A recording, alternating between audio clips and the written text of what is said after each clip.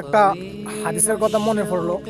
তো একদিন আম্মা জান আয়েশা রাদিয়াল্লাহু আনহা রাসূল সাল্লাল্লাহু আলাইহি ওয়াসাল্লামকে জিজ্ঞেস করতেছিলেন যে কিয়ামতের দিন এত শত শত উম্মত থাকবে, আপনি আপনার উম্মতকে কিভাবে চিনবেন?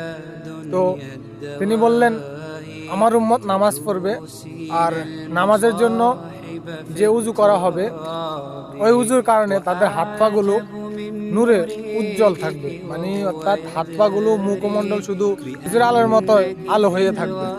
সেখান থেকে আমি আমার উম্মতকে বেছে নিব। এখন কথা হচ্ছে, আমি আপনি আমরা কারাই বা নামাজ পড়ি আর কতজনই বা উজু করি? এই যে চিন্তা করুন, যদি আমাদের হাত পা চেহারা যদি সূর্যের আলোর মতো উজ্জ্বল না হয়, তাহলে কি আল্লাহ রাসূল সাল্লাল্লাহু আলাইহি ওয়াসাল্লাম আমাদেরকে উম্মত হিসাবে গ্রহণ করবেন? সেদিন আমাদের পক্ষে কে কথা বলবেন?